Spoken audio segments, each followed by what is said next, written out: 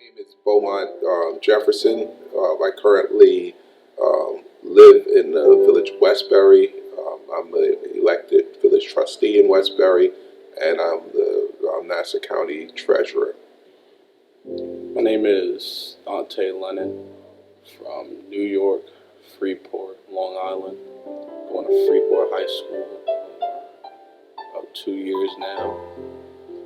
And being 16 around here is hard in a way.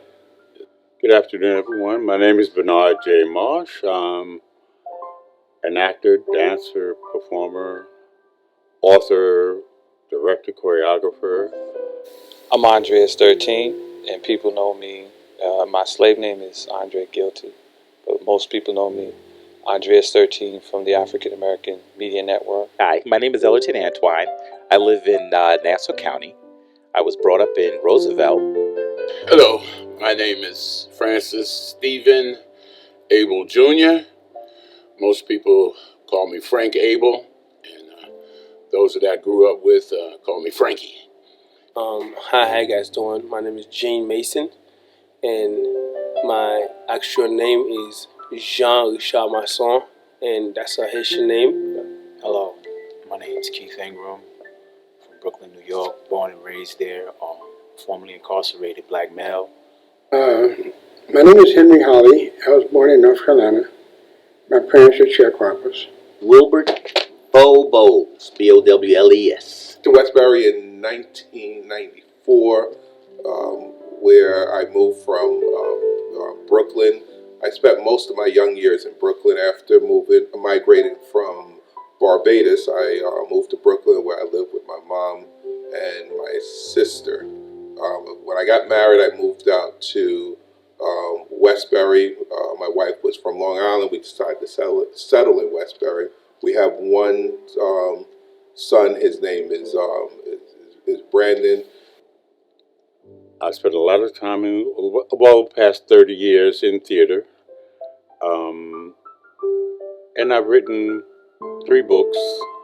One concerning the theater, Great White Way, Great White Lies, based on my activism in the theater and my fight for equal employment, opportunity, and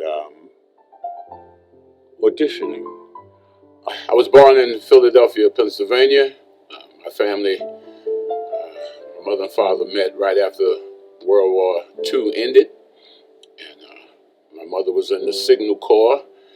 And my father repaired the radios that she was giving the signals on, and that's how they met. We lived for 1 year. I was 1 year old when we moved to Brooklyn.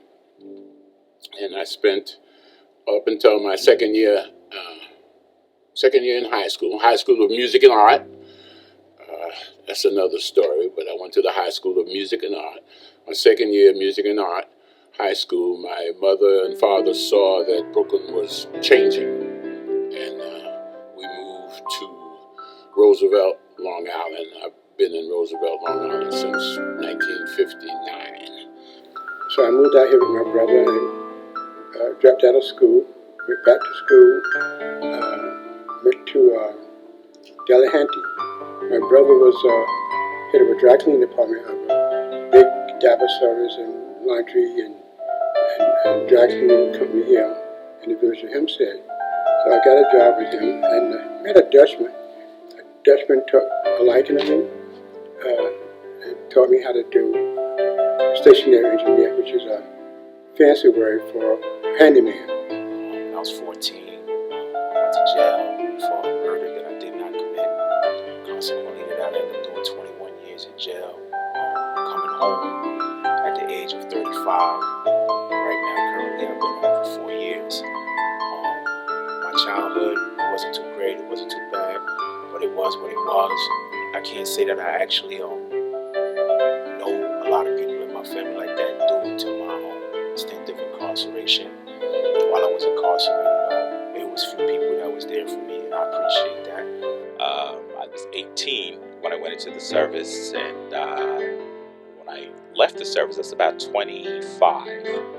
And in my career, I was in Special Forces while I was in the service, Airborne Unit. And when I ETS'd out, means when I got out of the service, I was a carpenter by trade. And as I was doing carpentry, I fell in love with doing interior design type of work.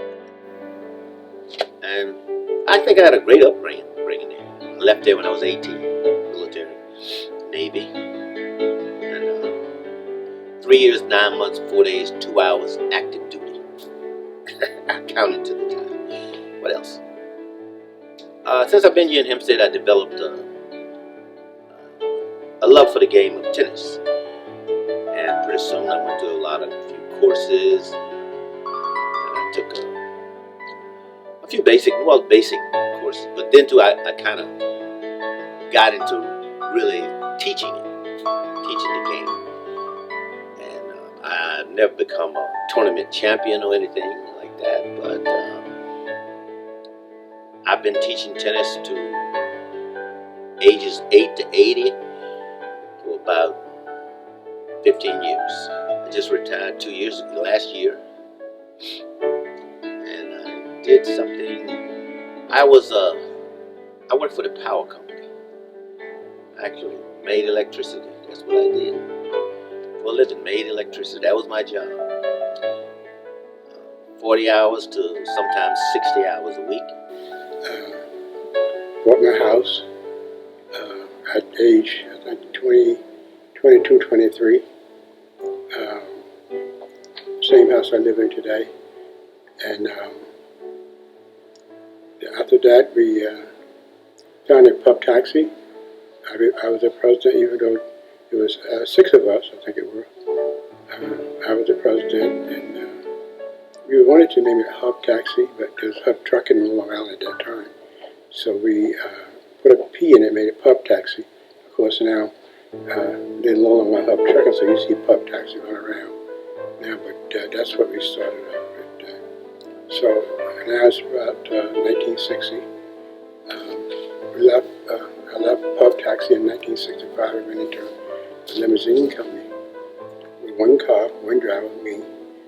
And I stayed in the cab business.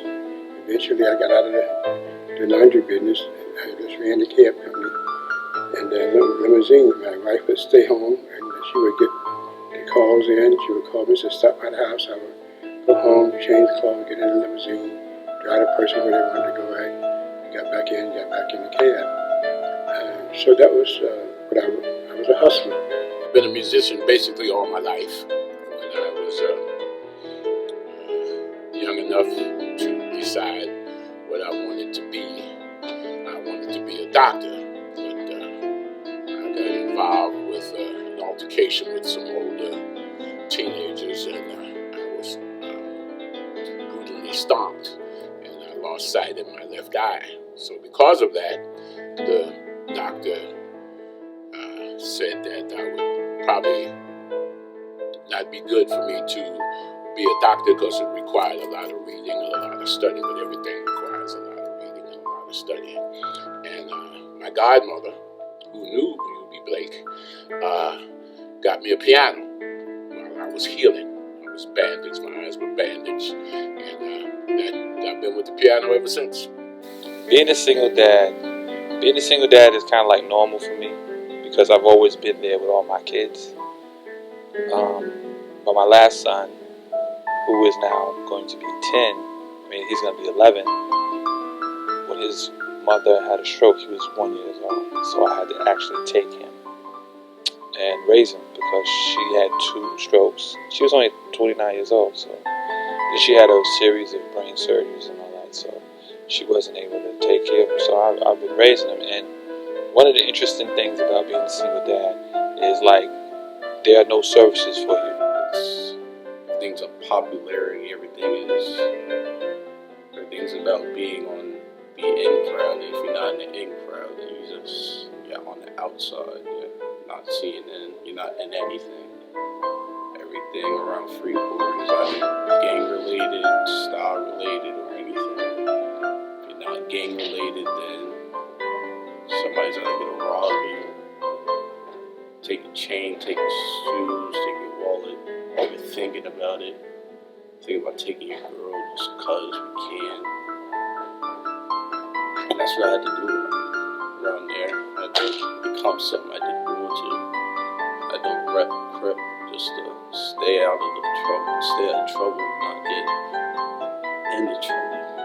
And just trying to get out of high school, just trying to make a life for myself.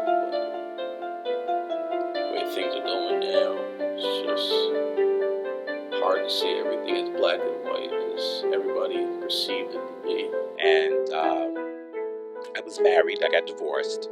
And in the interim of being divorced, I have a 5-year-old son, loved her very dearly. And I started creating rocking horses for his first birthday. And a lady came up to me one day and asked me to purchase one of them. And I told her $500 just so she would leave me alone. So about an hour later, the lady came back with the $500, which I really didn't want. The $500 was just doing anything to get her to leave me alone. So when I got divorced, I noticed with my son's mother that I definitely couldn't trust that if, God forbid, I was to pass on, that I could trust her with money or what have you with my son. So I decided to create a company for my son called Christian Allen, named after my son, which is old school rocking horses with not the mop hair, but the real hair. So pretty much like a weave, we would call a weave, but it's real hair. Then I created a saddle and a seat made out of Louis Vuitton, Prada, Gucci material, which was, I'd take a pocketbook, cut it up, rip it up, and use that as a saddle. And then I would take stirrups that were made from Spain. And then I got eyes that were imported from England. And that's how I actually put together Christian Allen Rocking Horse. And I'm selling them now for like $3,900 to $4,000 on up, depending upon the requirements of what people want. So all of the proceeds that I do get actually go to my son. A lot of people say, well, what's your most important thing that's happened to you in your life? It's probably having my son, followed by some of my personal successes. But I think having and raising a son was one of the key things in my life. African American or a black man, which I really don't. I think about what I want to accomplish, and I've never thought about myself. Well, I can't accomplish this because I'm a person of color. I try to instill that in my son. I mean, one of the things that I experienced, I never knew my father. My father was in the Army. He met my mother while stationed in Barbados. I was a product of the relationship, and I never met him. I met all my siblings, but my father was deceased by the time I was able to discover that half of the family. So one of the things that really pushed me to be an example to my son, I came to the conclusion of, if with us coming out of a single parent home, if I was able to achieve what I've done so far with my son, and if I was there for him, because I learned a lot of lessons along the way that I had to just learn, by myself. A mother can't teach her son everything. So I figured if I was in his life, and I've continued to be in his life, I would be able to get him to the next level, and maybe he can take his his children to the next level. My son is the kind of person that, I think he kind of came up under my values is to actually love and respect the other person. I don't care who they are, because if you give love and respect, you get that. And I find him a real nice guy. He doesn't have a chip on his shoulder. Doesn't think above anyone else, that he is above. He's a little snobbish sometimes, but that's normal for us. I used to wonder I remember when he was born, I used to wonder, my father always I put it this way, he said, you're going to have somebody who's just like you. And I couldn't figure out what that meant until my son was born, and he's exactly like me. All my faults, all of this is right in him, and I didn't have to teach him that. And like I said, I really am. I mean, he could have been the worst person, but he's an ideal person, I think. He ain't a gangbanger. He's not into drugs. I mean, he's not. And he has a respect for the next person. Total respect. That's what I like. But with this particular kid, they saw me with him, and I got complimented a lot, but I didn't really appreciate the compliments because one of the myths that sisters believe is that black men are nurturing and they don't support their children. When you're choosing a mother, you have to choose it wisely because as you as a father, you have a job to do. And the job is to keep your children safe and protect them. I don't believe a woman can raise a boy entirely. I don't think a man can raise a girl entirely. I think they both have to have a strong connection with a female with a female, and a boy with the boy. It's a question that females need to be, talked with, and so does a boy. So you have to teach your sons how to dress, how to respect their mother, how to respect their sister, how to respect their wife if they get to have one. You live in a country that has systemic racial discrimination and white supremacy. The whole belief here is that the state is the father of your child. The state will give you social service. The state. So women are programmed to believe that they don't need a male. Okay, and like I've been around a lot of ethnicities, and this is pretty unique to just African American experience. That we don't need you. We can get the state. So I never appreciated anybody who gave me a compliment of being a good father because my son was with me. I didn't need it, and I just thought it was normal. Because, once you have a car, you notice other cars the same way. And just once I noticed I had my son, I noticed a lot of other young males and males with their kids. So that was some of the striking things about being a single dad. The thing that I consider a true blessing was following in my father's footsteps. When I graduated from the high school of music and art, I had an opportunity to travel with a very famous artist as an organ player. And also at the same time, I was accepted to Howard University on a Violin Scholarship. And I really wanted to go on the road at that time, but I did pay attention to my father. He said to me, the artist that you're traveling with, she has hers. Why don't you go to college, get your degree in teaching, so you'll have something to fall back on, and then go ahead and be a professional musician, because he knew that's what I really wanted to do. I had my own band in Brooklyn, recorded little bongos, and I was always into being a band leader, even when I was 8, 9, 10 years old. So that decision, I will always honor my father because it has literally put me here today, where I am today. I ended up teaching for 35 years. As an African American man, my father was very strict. I used to joke around with my father as I got older, and I say, you reminded me of Joe Jackson, because he was very strict. My father was very much into education, and he made sure that, in my life, he said to me, he says, listen, as a person of color, it's going to be a lot harder on you than if you were a person that was not of color. So, get your education, make sure, you're better than just being good. You have to be excellent. Right now, I see myself as somebody that's striving for excellence, a person that's striving to be better, each and every day, through education or whatever opportunities that I'm awarded to make myself better. How does society see me? I feel society is just plagued with racism against people like myself. To be brutally honest, that's what I feel in my heart. With everything that I see going on daily with people of my skin color, it offends me. It offends me to a great deal that, sometimes I have to control my anger just to express myself.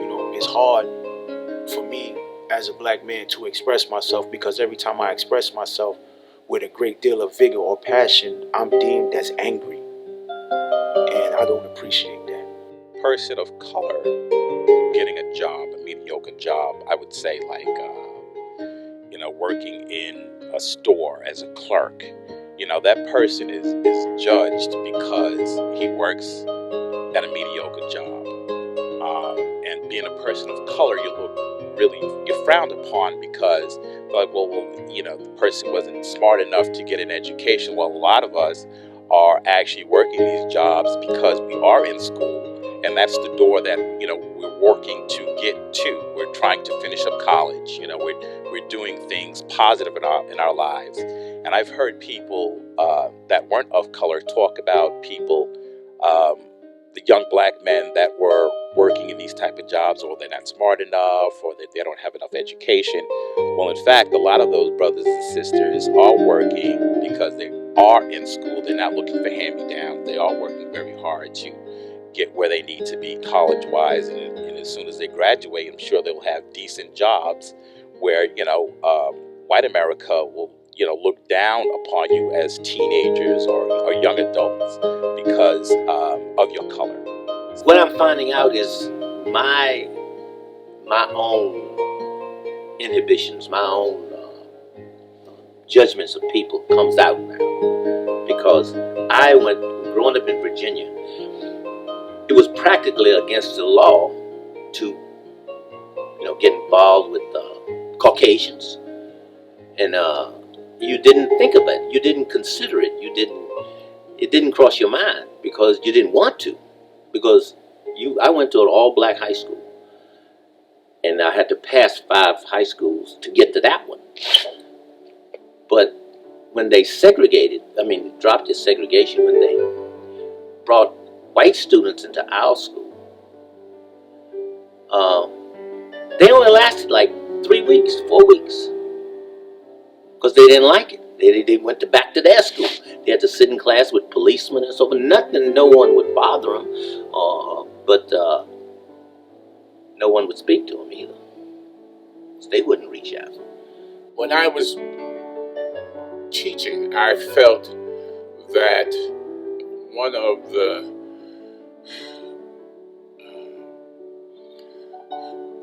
of the problems in today's education, there are not enough, in the education system, there are not enough black men teaching. Not enough black coaches. I'm on the high school level now. It has improved on the college level and the professional level, but on the secondary education level, there's not enough African American men of color who are in a position to teach our young men and to be a constant daily reminder of how to be a man. Yeah, today as we speak, you have Jada Pinkett Smith and I believe her husband and Spike Lee are saying, hey, let's boycott, let's not watch the Oscars. And I relate that back to earlier this year. I believe there was a situation where you had in Missouri, the football players said, hey, listen, we're not gonna play, and I believe it's Missouri. I may be incorrect on the college, but they said, hey, listen, we're not going to play unless you get rid of the president of the university and the coach join.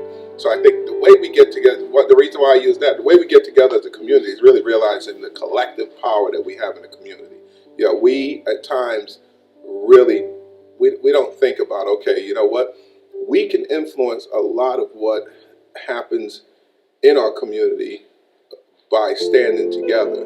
Because, politicians know, when you have a group of people who are all on the same page and they're coming out of the voting block, then you basically can get, them to represent the community.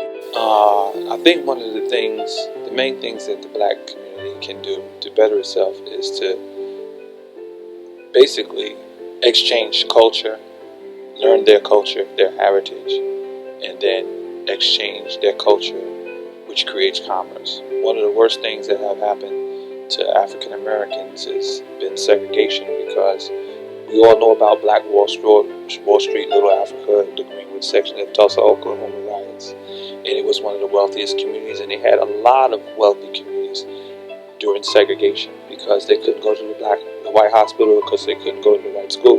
They had they had black hospitals, they had black schools, they had black commerce, and this created wealth. A pushback from my supervisors, well, this young man's a thug, and he shouldn't be in the van. And this young man does this, he cuts school, he shouldn't be in the program. And I pushed back, and the fact that I pushed back for them, I gained the reputation of being all-encompassing. And one of the, I'll never forget, one of the gang leaders was a fantastic instrumentalist, and I made him drum major. Boy, that was really interesting. He came into my office with his saxophone. He hadn't played, had his hat, and wasn't too much sagging pants back then, but he still was a little sloppy. He said, "Man, I want to be in your band. I want to be in your band." I said, well, I looked at him and I said, oh boy. I said, well, what you got? And I reached in and pulled out his alto sax. And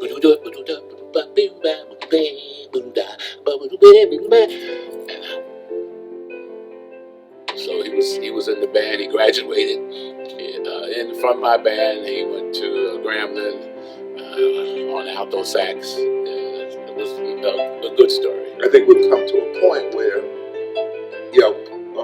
we've come so far. We have an African American president. We have, people in power. A lot of the young people, they don't really see themselves as being that they should be threatened because they feel like, hey, listen, we've reached a point of where we are pretty much equal. And every once in a while, they get pulled back where it says, okay, listen, there's still these lessons that have to be learned. When I said with my son, whenever he goes out, if he's around, I said, listen, always be careful of, if you're approached by the police, if you see an incident going down, whether it's, you're walking through a neighborhood, just be careful. Always be aware of your surroundings. And I passed on that war, worried, alert, ready at all times. Right now, where we at, the state that we at right now, it's okay, but I know that it could be better. But the only way that it can be better is if we allow ourselves to have the discussions that we don't want to have. Nobody wants to talk about slavery. Nobody wants to talk about the wrongs that's done to us. It's like we just blocking it out. But until we get the courage, until we're willing to step up as a people and recognize these wrongs and help each other, that's when I feel things will get better. As a black man in this world today, I feel it's very, very hard for us. And I'm not saying this because I'm black. I'm saying this because of what I've been through. I've only been out here for 3 years, 3.5 years possibly. And throughout my travels, since I've been in society, I've been discriminated against. Racist things have been done to me. Racist things has been said to me. And through it all, you know what I'm saying? I just found the ability to stand firm. I just found the ability to separate myself from that. But does it upset me? Yes, it upsets me. Do I feel that I deserve more? Of course I feel I deserve more. Because I come from a group of people that created everything in existence in this world. So of course I feel I deserve more. When I look at a traffic light, I think of Garrett A. Morgan. When I think about the first heart surgeon, I think of Charles Drew. When I think about electricity, I don't think about Con Edison. I think about Norbert Wiener, the first black man that actually made the filament to keep the current going in the light bulb. So if I know I come from great minds like that, of course I expect better for myself. I expect better for myself every day. Even though, this is about men, you know what I'm saying? I feel our sisters too play a great role in our shaping and molding as men. We can't keep knocking each other down. You know what I'm saying? It's time for us to build each other up. And I'm serious about what I'm saying. I'm very serious about what I'm saying.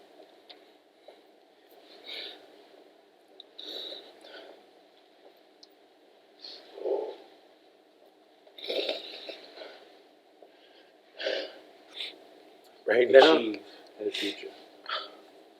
I just want to be the best person I could be. I just want to be the best me I could be. That's all I want to do. I don't want to be a millionaire. I don't want to be the guy that's known. I don't want none of that. You know what I'm saying? I just want to know. I just want to know who I am.